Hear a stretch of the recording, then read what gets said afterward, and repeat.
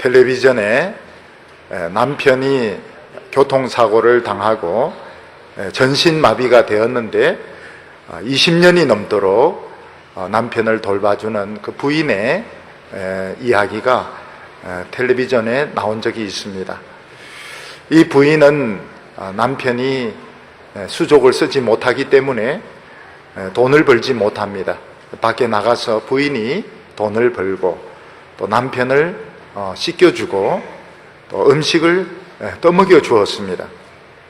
그래서 방송국 PD가 왜 그래 고생하면서 사느냐 이렇게 물어보니까 그 부인은 간단하게 내가 남편을 사랑하기 때문에 그렇다고 대답을 했습니다. 남편을 사랑하니까 밖에 나가서 돈 버는 것도 힘들지 않고 또 먹여주고 씻겨주고 또 남들이 뭐라고 하는 소리도 한 귀로 듣고 한 귀로 흘려 넘길 수 있었다고 대답을 했습니다. 보통 사람들이 사랑을 할 때 많은 조건을 생각합니다. 외모를 따지고 학벌을 따지고 집에 돈이 있느냐 없느냐 하는 것을 생각을 하게 됩니다. 어떤 의미에서는 그런 거 꼭 따져야 될 때도 있습니다. 그렇지만 진정으로 사랑한다면, 진정으로 믿을 수 있다면 이런 것들은 극복이 될 수가 있습니다. 최근 우리나라 여성들이 남자들에 대해서 뭐라고 말하는 줄 남자들은 잘 모르죠. 제가 오늘 여성들의 소리를 좀 대변을 하겠습니다. 요즘 남자들이 여성들에 대해서 너무 지나치게 외모를 따진다는 겁니다. 그래서 날씬하지 않거나 예쁘지 않으면 아예 사귀려고 조차도 안 한다. 그게 한국 남자가 제일 심한데 한국 남자가 사랑에 실패하는 이유가 아닌가. 여성들이 하고 싶은 말을 제가 조금 각색을 해가지고 한 겁니다. 너무 외모를 따지는, 너무 날씬한 거 좋아하고 너무 예쁜 거 좋아하는데 잘 살 줄 아느냐, 그런 뜻이 거기에 들어 있습니다. 서찬성에서 지진이 났을 때 한 남자는 그 집이 무너진 폐허에서 자기 부인의 시체를 파내가지고 자기 몸에 묶어서 오토바이를 타고 집에 가서 장례를 치렀습니다. 그 사진을 보고 사실 남자들을 충격 많이 받았습니다. 과연 내 부인이 죽었을 때 시체를 꺼내어서 묶어서 같이 오토바이 타고 올 수 있을까? 그런데 그 남자는 그렇게 했습니다. 그리고 그 사진에 감동을 받아서 편지를 보낸 여성과 바로 결혼을 했다고 합니다. 중국 서찬성에 지진이 났을 때 한 여자 경찰은 금방 아기를 낳았기 때문에 젖이 굉장히 불어 있었습니다. 여자 경찰은 바로 현장에 뛰어 들어가서 그 엄마가 죽은 갓난 아기들 모아서 젖을 나누어 주었습니다. 나중에 사람들이 이제 물어보니까 왜 당신 젖을 남의 아기에게 나눠주었느냐 이러니까 자기 아기에게 젖을 사실 못 줬답니다. 그래서 좀 미안하지만 아기들은 똑같은 거 아니냐고 그러면서 그 사람은 참 이 젖을 나누어 준 거로 영웅이 되었습니다. 우리가 이 세상을 살다 보면 한두 번 반드시 그 위기를 닥칠 때가 있습니다.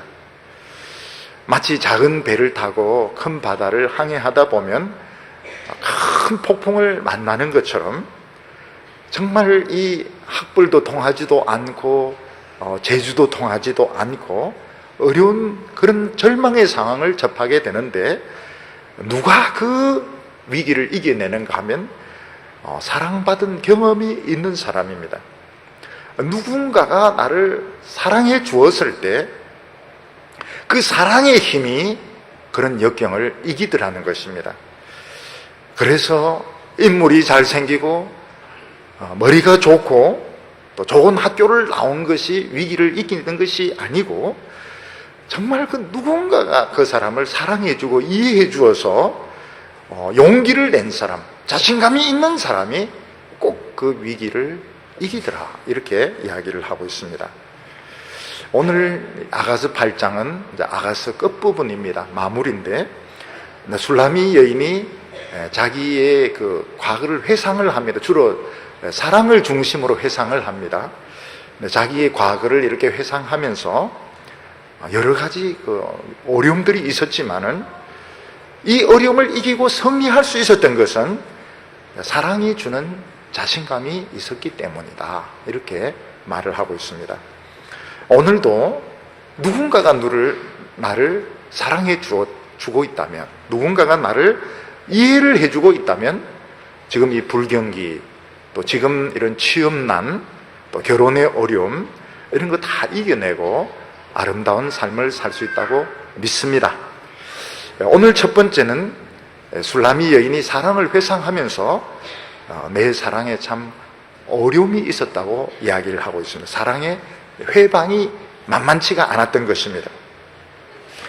아가서 8장 1절을 보면 내가 내 어미의 젖을 먹은 오라비 같았다면 내가 밖에서 너를 만날 때에 입을 맞추어도 나를 업신여길 자가 없었을 것이라, 이렇게 말하고 있습니다. 술라미 여인은 솔로몬을 만나는데 다른 사람으로부터 눈치를 많이 받던 것입니다. 사랑의 회방을 많이 받았습니다. 그래서 술라미 여인은 그때 무슨 이야기를 했는가 하면, 너가 연인이 아니고 어미의 젖을 같이 먹었던 오빠였으면, 오라비였더라면 참 좋았을 뻔했다, 이런 이야기를 하고 있습니다. 무슨 이야기인가 하면, 친형제였다면 내가 만나서 많은 이야기를 들어도 흉볼 사람이 없는데 남이기 때문에 구설수에도 오르기도 하고 해방도 많이 당하기도 했다고 말하고 있습니다. 여동생 중에서는 참 믿음이 좋은 이런 오빠가 있으면 참 도움이 될 때가 많습니다. 오빠는 여동생의 손을 잡고 길도 안전하게 건너서 교회 가기도 하고, 또 교회에서 배운 성경 이야기도 해주기도 하고, 또 못된 애들이 괴롭히려고 하면 물리쳐 주기도 하고, 신앙이 좋은 오빠들은 도움이 많이 됩니다.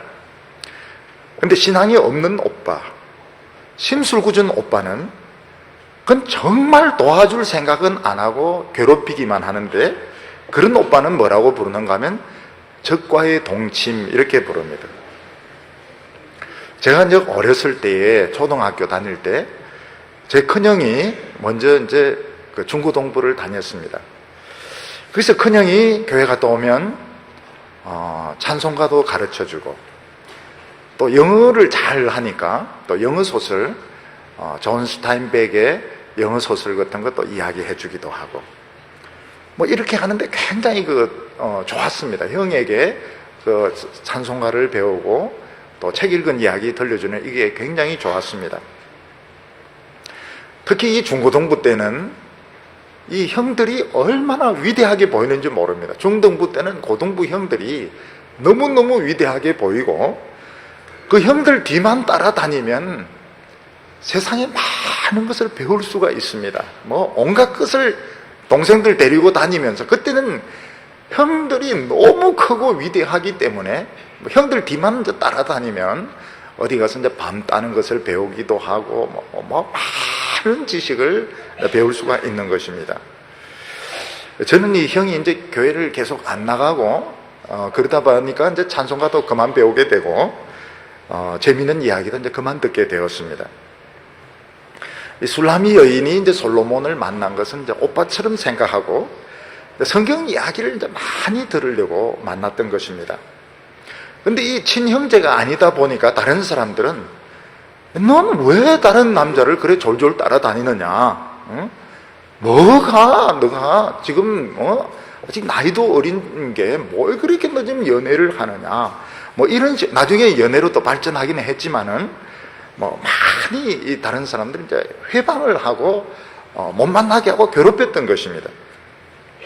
여기서 알 수 있는 것이 뭔가 하면, 술라미 여인이 처음 솔로몬을 만날 때는 이성으로 만난 것이 아니고 하나님의 이야기를 듣기 위해서 만났던 것입니다. 근데 다른 사람들은 왜 너는 쫄쫄쫄쫄 남의 남자를 따라다니느냐? 왜 포도원을 팽개치고 양치는 데 가서 시간을 보내느냐. 너무 사람들이 오해를 많이 하고 야단을 많이 쳤기 때문에 나는 그냥 친형제였으면 좋겠다, 그런 이야기를 합니다. 친형제면 쫄쫄쫄 따라다니도 동생이니까 오빠를 따라가는구나, 또 만나서 입을 맞춰도 뭐 친형제니까 뭐 저렇게 하는구나, 이렇게 사람들이 이제 그렇게 생각을 하는데, 친형제가 아니고 신분이 다른데 쫄쫄쫄 따라다니고 만나면 입맞춤하고 이러니까 나이도 어린 주제에 쟤는 막 온갖 그런 이야기를 다 하면서 사람들이 막 고통을 주었던 것입니다. 여기서 알 수 있는 것이 뭔가 하면 술라미 여인이 왜 솔로몬을 좋아했는가. 그것은 왕자이기 때문에 또 다른 무슨 대가를 바라고 좋아하고 따라갔던 것이 아니고, 그냥 따라다니면서 하나님 이야기를 많이 듣고 또 그게 너무 재미있고, 그래서 솔로몬을 좋아하게 되었던 것입니다. 솔로몬이 왕자인데 정말 이 양을 치는 이런 일이 있었을까? 그래서 어떤 학자들 중에서는 이 목동이라고 하면 다윗인데 그 아버지의 그 이야기에서 모티브를 따온 것이 아닐까, 이렇게 생각하는 성경학자도 있습니다. 근데 제가 생각하기에는 솔로몬이 그 배다른 형제들에게 밀린 것 같아요. 그래서 그 유배당하다시피 해서, 왕자의 신분이지만 유배당하다시피 해서 시골에서 양을 쳤던 적이 있었는데 그때는 굉장히 불안했던 것 같아요. 자신의 미래에 대해서. 솔로몬은 굉장히 미래에 대해서 불안해하고, 또 술라미 여인은 술라미 여인대로 자신의 그 정체성에 대해서 굉장히 어려움을 겪고, 이러면서 서로가 서로에게 도움이 되었던 것입니다. 솔로몬은 하나님 이야기를 많이 해주면서 자기는 또 자기 나름대로 스스로를 정리하고, 또 술라미 여인은 술라미 여인대로 솔로몬의 그 이야기를 들으면서 자신감을 찾았던 것입니다. 우리가 신앙생활을 하면서 늘 겪는 것이 이 자격지심입니다. 하나님이 정말 나를 사랑하실까? 목사님이 설교할 때 보면 하나님이 사랑하신다 이렇게 말씀하시고, 또 성경에도 나를 사랑한다 이렇게 되어 있는데, 정말 하나님이 배운 것도 없고 잘생기지도 못하고 그다 성질까지 더러운 나를 하나님이 사랑하실까, 이런 의심이 들 때가 굉장히 많습니다. 이건 누구나 다 가지고 있는 것입니다. 근데 하나님은 어려울 때 우리 속에 사랑을 자꾸 부어주십니다. 사랑의 자신감을 자꾸 부어주셔서 특히 그 어려움을 통해서 하나님의 사랑을 많이 체험하게 됩니다. 로마서 5장 3절과 5절 보면, 다만 이뿐 아니라 우리가 환난 중에도 즐거워하나니, 그리고 5절에 우리에게 주신 성령으로 말미암아 하나님의 사랑이 우리 마음에 부은 바 됨이니, 이렇게 말하고 있습니다. 우리가 이 세상을 이겨내려면 누군가가 사랑을 해준 그 자신감이 있어야 되는데, 사실 인간의 사랑은 부족할 때가 많습니다. 하나님의 사랑이 막 부어지게 될 때 정말 하나님이 나를 사랑하시는구나, 이런 자신감으로 모든 어려움을 이기고 승리하게 되는 것입니다. 솔로몬이 술라미 여인에게 주었던 것은 하나님의 말씀을 들려주는 것이었습니다. 술라미 여인은 그 이야기를 들으면서 너무너무 아름답게 변했던 것입니다. 오늘 8장 2절과 3절을 보면, 내가 너를 이끌어 내 어미 집에 들이고 내게서 교훈을 받았으리라. 나는 향기로운 술 곧 석류즙으로 내게 마시웠겠고 너는 왼손으로 내 머리에 베게 하고 나를 안았으리라, 이렇게 말하고 있습니다. 술라미 여인은 술라미 여인대로 솔로몬이 얼마나 좋았는가 하면 어미 집에 데리고 와서 교훈을 받고, 여기서 이 이야기가 나옵니다. 교훈을 받고 하나님 이야기를 많이 듣고 최고급 술인 이 석류술을 너에게 주었을 것이라고 말하고 있습니다. 술라미 여인은 솔로몬의 이야기를 들으면서 전부 내 이야기니까, 하나님의 그 사랑의 이야기를 들으니까 막 자신감이 생기니까 어미 집으로 데리고 와서 최고로 비싼 석류즙을 주겠다, 이렇게 이야기를 했습니다. 예수님께서 하나님의 말씀을 이렇게 전할 때 귀신 들렸던 그 여자가 있었습니다. 귀신 하나만 들려도 막 두통과 발작으로 고통을 받는데 7 귀신이 들렸으니까 얼마나 머리가 아프고 발작이 나는지 모릅니다. 근데 예수님의 말씀을 듣는 순간 이 여인은 귀신들이 다 떠나고 정말 아름답게 변하게 되었습니다. 이 여자는 예수님이 자기 동네에 오셔서 어느 집에서 식사한다 이런 소문을 듣고 굉장히 비싼 그 향유, 이 향유는 정말 비싼 겁니다. 이거를 들고 가서 깨가지고 예수님 발에 붓고 머리로 예수님 발을 막 닦았습니다. 여인이 예수님에 대해서 이렇게 감사할 수 있던 것은 자기 인생이 그렇게 소중하게 돌아왔기 때문입니다. 자기 인생이 소중한 사람이 감사를 하게 되어 있습니다. 그런데 다른 제자들의 눈에는 이 여자가 정말 이 비싼 향유를 허비하는 것으로 보여서 여자를 막 책망하고 어떻게 이 비싼 거를 가난한 사람에게 안 주냐고 막 야단을 쳤던 것입니다. 마찬가지로 술라미 여인도 이 솔로몬의 이야기를 듣고 너무너무 좋으니까 솔로몬에게 우리 집에 감추어 놓았던, 우리 엄마 아버지가 감추어 놨던 그 석류즙을 내가 시큰 마시도록 통째로 주고 싶다고 이야기를 했습니다. 그런 마음을 가졌던 것은 이 여자가 이만큼 감사하는 사람은 자기 인생의 가치를 알기 때문에 감사하는 것입니다. 예를 들어서 깡패 같은 사람은 살려줘도 감사한지 잘 모릅니다. 그런데 대통령이 죽으려고 살려준 것은 이건 굉장한 가치가 있는 것입니다. 이건 아무리 감사를 해도 지나침이 없습니다. 감사하는 사람은 자신의 그 가치를 아는 사람입니다. 만약에 식구들이 그 비싼 석류즙 술을 솔로몬에게 통째로 준 줄 알면 막 집이 난리가 날 겁니다. 근데 이 술라미가 그게 아깝지가 않았습니다. 왜냐하면 자기가 참 자신의 그 가치를 되찾았기 때문입니다. 옛날에는 교인들 중에서 목사님에게 감사할 때 주는 최고의 선물이 뭔가 하면 참기름 한 병입니다. 참기름 한 병. 이 참기름 한 병 준다는 것은 이거는 여인의 그 옥합 한 병하고 같은 것입니다. 근데 옛날 생각을 하시는 할머니들이 우리 교회에 계세요. 지금도 한 병씩 저인데 참기름 한 병을 줍니다. 그러면 그 옛날 그 감정이 살아납니다. 옛날에 그 참기름이 피보다 훨씬 비쌌거든요. 피는 흘려도 되지만 참기름을 흘리면 안 되는 거예요. 그 참기름을 주는 그 할머니들이 있습니다. 이 분들은 자신의 그 가치를 아는 겁니다. 솔로몬이 이 여인을 부끄러워하지 않습니다. 너는 왼손으로 나를 베게 하고 오른손으로 나를 안았으리라. 우리 보통 사람 같으면 이게 무슨 망치가 한 건가 이렇게 생각하겠지만은 시골 여자가 석류로 담은 술을 가지고 막 덤벼들면 솔로몬이 왜 이래 이러면서 도망치고 피하고 이럴 것 같은데 솔로몬은 이 술라미 여인을 피하지 않았습니다. 그냥 안아줍니다. 왜 안아준가 하면 이 여자가 정말 귀하다는 걸 알았기 때문입니다.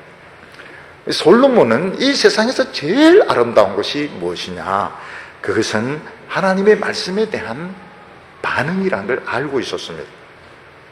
하나님의 말씀에 대한 아름다운 반응, 이거는 그 사람을 보배로 만들기 때문에 정말 뭘 아는 사람은 그 사람의 외모를 보지 않고 어느 학교 나왔는가 이거 보지 않고 정말 그 말씀에 대한 반응을 보게 되는데, 그 말씀에 뜨거운 반응을 가지고 있는 사람 1000명이 있어도 딱 눈에 들어옵니다.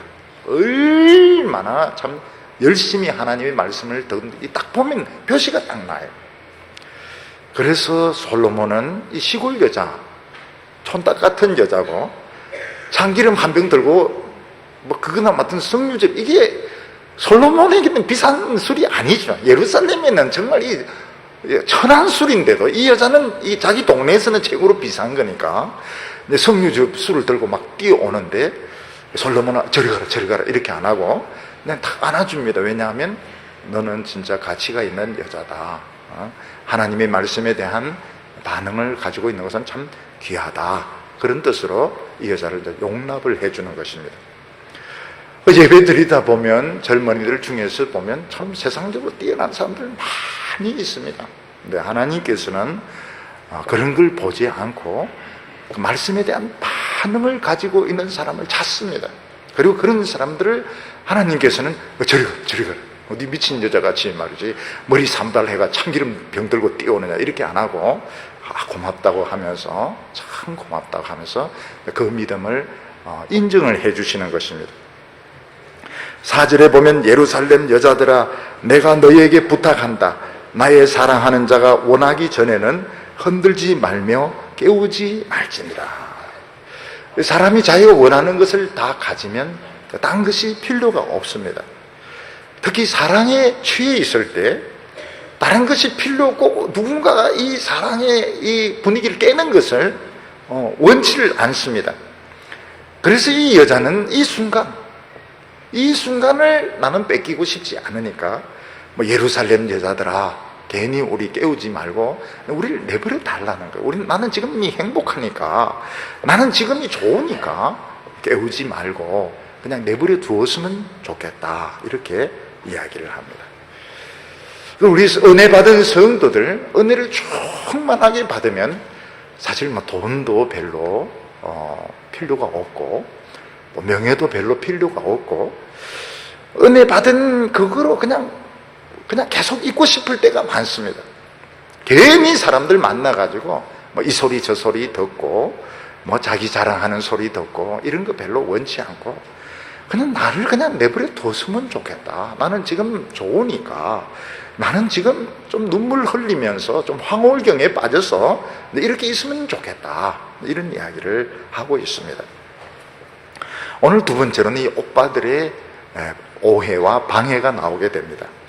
첫 번째는 이제 동네 사람들, 다른 사람들이 이제 많이 이해를 못했다면, 이번엔 이제 오빠들이 이 술라미 여인을 이해를 못했던 내용이 나오게 됩니다. 8절과 9절 보면 우리에게 있는 작은 누이는 아직 유방이 없구나. 그가 청혼함을 받는 날에는 우리가 그를 위하여 무엇을 할꼬? 그가 성벽일진데 우리는 억만대를 그 위에 세울 것이고 그가 문일진데 우리는 백향목 판자로 두르리로다, 이렇게 말하고 있습니다. 이게 무슨 뜻인가 하면 좋은 뜻이 아닙니다. 우리에게 있는 작은 누이는 아직 유방이 없구나, 이 말이 뭔가 하면 동생이 너무 나이가 어리기 때문에, 철이 없기 때문에 이성교제를 하거나 청혼을 받을 수 없다, 이런 뜻입니다. 굉장한 신뢰의 말씀이죠. 여성에 대놓고 이런 말을 하는 거. 이런 말은, 이 구절은 영원히 인용하지 마시기를 바랍니다. 우리 작은 누이는 유방이 없구나, 이거는 여자로서 너무 어리고 철딱서니가 없어서 이거는 결혼시킬 때가 안 됐다, 이런 뜻인 겁니다. 그럼에도 불구하고 자기가 성벽이라고 이렇게 하면 우리는 억만대를 세워서 감시를 하겠다는 겁니다. 그리고 자기가 문이면 백향목 판자로 둘러가지고 문을 봉쇄를 하겠다는 뜻입니다. 무슨 말인가 하면 오빠들은 술라미 여인을 너무 어리게 생각을 해가지고 이성교제를 감시하고 방해하고 못하게 했던 것입니다. 그 이유는 한 두 가지로 생각할 수 있는데, 이 오빠는 술라미 여인을 믿지를 못했던 겁니다. 이 당시는 여자들은 자기 생각이 없었습니다. 그냥 집안에서 하라고 하는 대로 그냥 하면 되는 겁니다. 그때는 대개 여성들을 물물 교환, 어떤 물건으로 생각했습니다. 그래서 빚 대신에 여자를 주기도 하고 이런 식으로 여자를 어떤 인격체로 생각하지 않고 어떤 물건처럼 이렇게 생각을 했는데, 술라미 여인은 하나님의 말씀을 들으면서 그건 말도 안 된다. 나는 한 인격체다. 그래서 나를 그런 식으로 어떤 거래하듯이 나를 남에게 주거나 이런 생각하지 마라. 나는 내가 원하는 사람과 결혼해. 이게 요즘은 통할지 모르겠지만 이게 옛날에는 있을 수 없는 이야기거든요. 술라미 여인은 부모님의 말도 안 듣고 오빠들의 말도 안 듣고 고집을 부리니까 가족들이 굉장히 싫어해가지고 우리 누이는 너무 어리다, 정신적으로 너무 어리기 때문에 우리는 이 망대를 세워가지고 자기 고집대로 못하게 하겠다, 이런 이야기를 하고 있는 것입니다. 우리 교인들, 청년들이 이제 교회에 나와서 은혜를 받았습니다. 그래서 열심히 나서 교회에서 이제 리더도 하고 성가대 봉사도 막 수련회도 막 합니다. 이걸 집에서는 어떻게 이 철이 없다고 생각하면 철이 없다, 철이 안 났다. 그래서 막 집에서 감시를 합니다. 특히 딸이 막 수련회 가고 이러면 굉장히 싫어합니다. 덕이 뭐 단기 선교를 간다 뭐 이러면 굉장히 싫어합니다. 우리 이 아이는 아직 철이 안 들었다고. 가족들이 원하는 것이 무언가 하면 우리 집을 위해서 최선을 다해달라.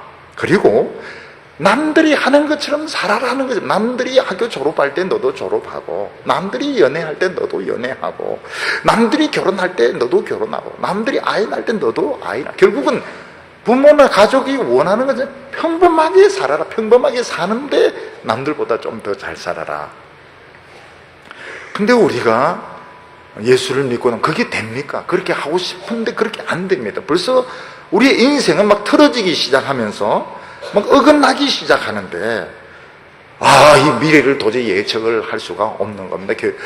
취직도 되지도 않고, 결혼도 되지도 않고, 자꾸 단기 석유나 갔다 오고, 농촌 봉사나 갔다 오고, 이러니까, 가족들이 너무 철딱서니가 없다고, 이러면서 더 싫어하고, 더 감독하고, 더 못하도록 아예 판자를 돌려가지고 못하게 하는 것입니다. 우리도 예수 믿기 전에는 똑같았습니다.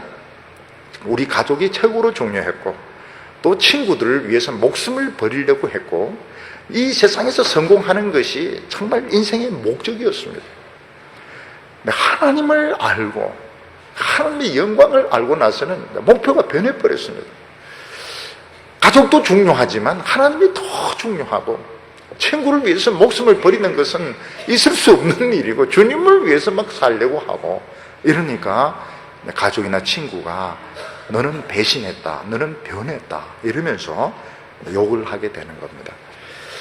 그래서 우리가 이 신앙생활을 제대로 하려고 할 때 제일 가슴 아픈 게 뭔가 하면, 나를 사랑해준 그 부모님을 실망시켜야 되는 거예요. 부모님의 뜻하고 안 맞아질 때 그때가 제일 힘든 것입니다. 근데 술라미 여인이 얼마나 대단한가 하면 10절에 나는 성벽이요 나의 유방은 망대 같으니 그러므로 나는 그의 보기에 화평을 얻은 자 같구나. 이 술라미 여인이 얼마나 됩니까? 유방은 또 유방으로 대답을 합니다. 나는 성벽이다. 이 말은 나는 확고하게 내 의지를 가지고 있다는 겁니다. 그리고 나는 나의 유방은 망대 같다는 건 나는 그렇게 유치하지 않다는 거예요. 나는 오히려 성숙했고 가족들이 생각한 것보다 더 높은 수준에 있다, 그런 뜻입니다. 오빠나 가족들이 이야기하는 게 사실은 유치하다, 이런 뜻인 겁니다. 우리가 다른 사람들과 이야기를 나눌 때 보면 그 사람이 열심히 무슨 이야기를 하는데 결국은 자기 수준에서 이야기를 하는 겁니다. 그때 우리가 뭘 딱 느끼는가 하면, 저 사람은 내 수준보다는 많이 떨어지는구나. 그때 뭐라고 말합니까? 말은 안 하죠. 말했다가는 또 욕 얻어 먹으니까 나의 유방은 망대 같으니, 그 말이 뭔가 하면 나는 당신이 생각하는 그 수준은 아니라는 겁니다. 그리고 말은 안 하지만 당신은 아직 내 아이에게 미치지 못하고, 나는 화평을 얻었다. 나는 이미 마음에 안정이 왔다는 겁니다. 나는 이미 마음에 평안을 얻었다. 당신이 하는 말로 내가 막 울거나 막 속상해하는 그런 수준은 아니다. 이것을 이야기를 하고 있습니다. 오늘 세 번째는 사랑의 승리를 노래하게 됩니다. 술라미 여인이 살아가는 것은 마치 거친 광야를 걸어가는 것 같았습니다. 5절에 보면 그 사랑하는 자를 의지하고 거친 들에서 올라오는 여자가 누군고. 술라미 여인은 솔로몬을 만나기 전에 마치 큰 광야를 걸어가는 것처럼 그런 어려운 삶을 살았습니다. 그러나 그런 광야에서도 뭔가 눈에 보이지 않는 손이 인도해 주셨는데 그것은 바로 하나님의 손길이었던 것입니다. 독사와 정갈이 있고 자칫 잘못하면 목숨을 잃어버릴 수밖에 없는 이런 거친 광야에서 하나님은 술라미 여인의 손을 인도하셨고, 또 솔로몬을 만나고 난 뒤에는 두 사람이 어떤 공동체를 이루었으니까 더 안전하게 길을, 이 광야를 자신감을 가지고 건널 수가 있게 되었습니다. 우리가 옛날에 예수를 믿지 않고 막 방황할 때에도 누군가가 우리 옆에 있었던 것을 기억을 할 겁니다. 전에 한 번은 어느 곳에서 이제 설교를 하니까 고등학생이 저에게 상담하러 왔습니다. 무슨 상담인가 했더니 자기가 너무 공부나 부모님에게 스트레스를 받아서 그 한강에서 뛰어내려서 자살을 하려고 했다는 것입니다. 근데 왜 자살을 안 했냐 이래 물으니까 한강까지는 갔는데 너무 추워서 따뜻할 때 자살하려고 돌아왔다는 겁니다. 그리고 그 학생의 은혜를 받는 바람에 이 학생은 이제 자살할 필요가 없게 되었습니다. 너무 춥고 무섭고 이게 다 하나님이 주신 마음입니다. 그래서 그런 기회를 하나님이 막으셨던 것입니다. 때로는 재수를 하고 삼수를 해서 참 정신적으로 굉장히 절망했을 때 누군가 옆에 있었던 것 같고, 또 죄 지으려 갈 때 누군가 나를 막으셨고, 알고 보니까 어떻습니까? 알고 보니까 하나님이 나를 지키고 계셨던 것입니다. C.S. 루이스가 쓴 나르미아 연대기에 보면 그 소년과 말이라는 게 있습니다. 어떤 소년이 왕의 아들인데 이게 이제 뭐 정변이 일어나서 이제 어떤 집에서 막 노예처럼 크는데 나는 왜 이래 운이 없을까? 나는 정말 재수가 없다. 근데 그 집을 탈출해서 말을 타고 이렇게 안개가 낀 절벽을 가는데 누군가가 자꾸 이제 절벽 쪽으로 몰아붙이는 겁니다. 알고 보니까 낭떠러지 절벽인데 그 떨어지지 않도록 눈에 보이지 않는 손으로 누군가 지켜주었던 걸 그는 알게 되었습니다. 우리는 내 자신도 모를 때에 막 자살하고 싶었을 때, 큰 죄를 저지르고 싶었을 때, 뭐 사고를 당할 뻔했을 때도 누군가가 옆에서 지켜주셨습니다. 누군가 하면 이미 하나님은 그때 나와 함께 계셨고 결정적인 순간에 예수 믿게 하시고, 그때는 술라미 여인과 솔로몬이 손잡고 오듯이 주님께서 공개적으로 우리의 삶을 인도를 하기 시작한 것입니다. 그래서 5절 하반절에 보면 너를 인하여 내 어미가 신고한 너를 낳은 자가 애쓴 그곳 사과나무 아래서 너를 깨웠노라. 여성이 이 해산하는 수고를 한다고 하는 것은 참 비참한 것입니다. 특히 이런 사막에서 여인이 아기를 낳는다는 것은 그 어미나 아기가 다 죽는 것입니다. 근데 그 사과나무 아래에서 어미가 아이를 낳았고, 그 사과나무 아래에 지쳐서 쓰러져서 죽으려고 할 때 그때서 하나님께서 깨워주셨던 것입니다. 그러면서 위대한 사랑의 고백이 나오게 되는데, 6절에 너는 나를 인같이 마음에 품고 도장같이 팔에 두라. 사랑은 죽음같이 강하고 투기는 엄부같이 잔혹하며 불같이 일어나니 그 기세가 여호와의 불 같다고 말하고 있습니다. 이 사랑에 대해서 몇 가지 비유로 말하고 있는데, 하나는 사랑은 인장과 같고 도장과 같다고 말했습니다. 이 사랑은 도장같이 한번 찍으면 어떻게 됩니까? 찍으면 영원히 그 표시가 남게 됩니다. 이 화상, 특히 불도장을 찍으면 어떻게 됩니까? 불도장은 영원히 없어지지 않는 흔적을 남기게 됩니다. 이성교제를 할 때 보면 좋을 때도 많지만 속상할 때도 많습니다. 왜냐하면 이 마음대로 안 되니까요. 혼자서 할 때는 혼자 막 게임도 하고 텔레비도 보고 잠도 자고 이러면 되지만, 벌써 이제 이성교제를 하면 이제 눈치를 봐야 됩니다. 집에 식구들 이제 눈치를 봐야 되고, 여자들은 또 허락을 받아야 되고, 또 만난다 해서 뭐 마음대로 할 수 있는 것도 아니며, 또 뜻대로 안 될 때는 굉장히 속이 상하는데, 왜냐하면 이성교제라는 자기 껍질을 깨고 상대방을 받아들이는 거기 때문에 이성교제에 실패하게 되면 굉장한 그 상처와 아픔이 남게 됩니다. 근데 이런 껍질을 깨는 과정을 통해서 이제 사람은 성숙을 하는 겁니다. 어릴 때 하고는 많이 다르죠. 성숙을 하게 되는데, 하나님께서도 이 사랑의 불도장을 찍으셔서 예수님이 손과 발과 옆구리에 이 흉터를 가지게 되었습니다. 이게 도장입니다. 하나님이 영원히 우리를 사랑한다는 이 불도장을 예수님 자신이 스스로에게 받으셨던 것입니다.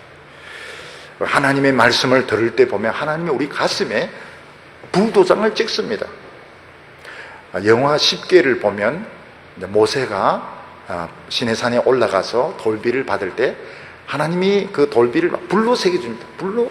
불이 와서 막 이러면서 다른 신을 섬기지 말라 이러면서 불로 막 돌에 글을 새기는 것을 볼 수 있습니다. 하나님께서 우리 가슴에 성령의 불로 말씀을 막 새겨주십니다. 그래서 영원히 우리는 하나님의 소유가 되는 겁니다. 우리는 세상 사람이 될 수가 없어요. 우리가 아무리 세상 사람의 길을 가려고 해도 갈 수가 없는 것은 하나님 불도장으로 우리 가슴에 도장을 찍었기 때문에 우리는 세상 사람이 될 수가 없습니다. 영원히 우리는 하나님의 사람인 겁니다. 그러면서 이 불은 질투의 불이라고 말했습니다. 남녀 이성 간의 사랑을 할 때에는 완전히 소유하기를 원합니다. 내가 사랑하는 사람이 남을 나보다 더 좋아하면 질투의 감정이 생기는데 그거는 어쩔 수 없는 겁니다. 나는 내가 좋아하는 여학생이 막 가수 싸이를 좋아하고 이러면 싸이를 죽이고 싶죠. 그건 어쩔 수가 없는 거예요. 왜냐하면 나를 더 좋아해야 되는데 왜 싸이를 좋아하느냐는 겁니다. 근데 하나님이 우리에 대해서 질투를 하시는 겁니다. 하나님이 우리에 대해서 질투하실 이유가 없습니다. 우리는 질투의 대상이 안 됩니다. 제일 이해가 안 되는 것이 왜 하나님이 우리에 대해서 그래 신경을 많이 쓰실까? 우리 그냥 죄짓도록 내버려 두시면 좋을 텐데 왜 하나님은 질투하실까? 그거는 우리 머리로는 이해를 못합니다. 그냥 믿어야 되는 것입니다. 하나님의 불은 질투의 불과 같이 뜨겁다고 말했습니다. 7절에 보면 이 사랑은 많은 불이 꺼지지 못하겠고 홍수라도 음몰하지 못하나니 사람이 그 온 가산을 주고 사랑과 바꾸려 할지라도 오히려 멸시를 받으리라 이렇게 말했습니다.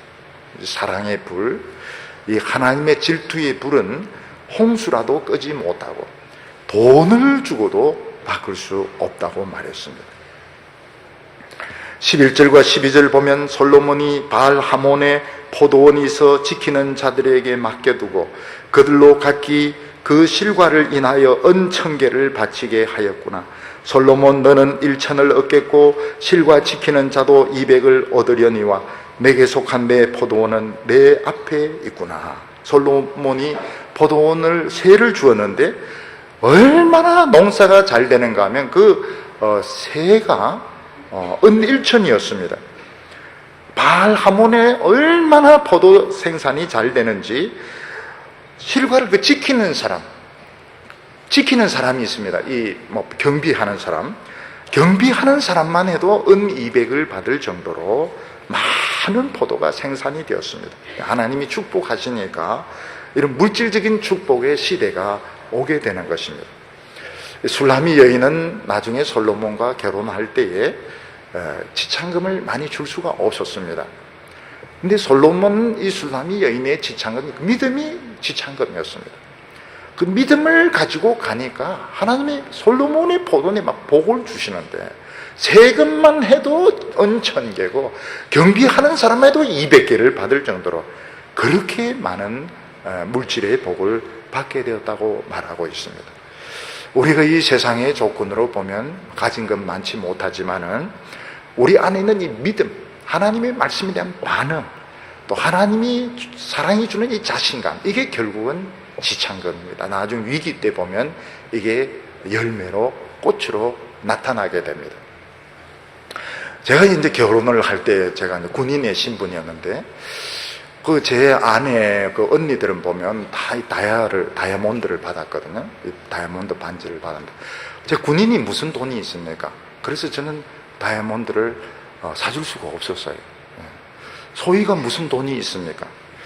그래서 불타는 내 가슴을 선물로 주었습니다. 그랬더니 언니들이 많이 조롱을 하고 업신여기고 이게 홍수라도 끄지 못하는 불인 줄 모르고 지금은 그걸 많이 후회를 하죠. 그 다이아몬드 다른 사람들 다 팔아먹었어요. 그 소용이 없어요. 이 아가스를 이해하려면 경험을 해봐야 되는구나. 그걸 이제 깨닫게 된 겁니다. 결혼할 때 너무 폐물 막 비싼 거, 롤렉스 시계 그런 거 다 필요 없어요. 불타는 가슴, 그거면 이제 되는 겁니다. 여기 보면 이제 자유로워집니다. 모든 이런 이제 그걸 겪으니까 모든 그 사회적인 그런 선입견이나 이게 이제 자유로워져서 이제 달리기 시작합니다. 13절과 14절에 너 동산에 거한 자야 동무들이 내 소리에 귀를 기울이니 나로 듣게 하려무나 나의 사랑하는 자야 너는 빨리 달리라 향기로운 산들에서도 설에서 노루와도 같고 어린 사슴과도 같아여라. 한번 거친 광야를 통과하면서 사람은 체력이 굉장히 강해지게 되었습니다. 그리고 이런 웬만한 날씨에도 적응이 되게 된 것입니다. 그리고 나서는 이제 달리기 시작했습니다. 나의 사랑하는 자야, 이제 앞을 향하여 달리자. 거침없이 달리자. 이제는 사람의 눈치를 보지 말고 또 누가 뭐라고 하든지 구애받지 말고 사안의 중리 쓸데없는 소리 하지 말고 우리는 앞을 향하여 달리자. 이렇게 이야기를 사슴처럼 노루처럼 달리자 이렇게 고백을 하고 있습니다. 대구에서 세계 육상 선수권 대회가 열렸을 때 볼트 있지 않습니까? 볼트가 뛰는 거 보니까 진짜 미사일이 발사되는 것 같아요. 사람 덩치도 크지만 막 뛰는데 보니까 미사일 발사하는 거 거침없이 뛰는데 좀 너무 빨리 나오는 바람에 자기에게 이제 실격이 된 겁니다. 우리 성도들이 막 이 거친 들을 이렇게 거쳐서 올 때 보면 참 최고로 불쌍한 사람들인 것 같고 미래가 없는 사람들인 것 같지만 결국 하나님이 사랑의 확신을 가졌을 때는 달리기 시작한 거죠. 앞을 향하여 이제 거침없이 누가 장애물을 놔도 뛰어버리고 누가 옆에서 소리를 지르도 들리지 않고 앞을 향하여 담대히 달려나가게 되는데 우리 성도들도 너무 다른 사람들의 눈치에 구애받지 말고 미래를 향해서 담대히 달려가는 우리 성도들 되시기를 축원합니다. 기도드리겠습니다. 거룩하신 하나님 아버지, 보잘것없는 저희들, 이 세상에 어느 누구도 관심을 가져주지 않는 저희들을 하나님께서는 눈여겨보시고 또 우리를 사랑하여 주심을 감사합니다. 돈도 되지도 못하고 사람들에게 인정도 받지 못하는 하나님의 말씀에 대한 관심을 축복하여 주셔서 주여 저희들을 일으켜 주심을 감사합니다. 오늘 우리 예배 드리면서 모든 복잡한 생각들 다 내려놓게 하여 주시고 주님의 사랑의 힘을 얻어서 용기를 얻어서 달려가게 하여 주시옵소서. 미래를 향하여 질주하게 하여 주시옵소서. 예수님의 이름으로 기도하옵나이다.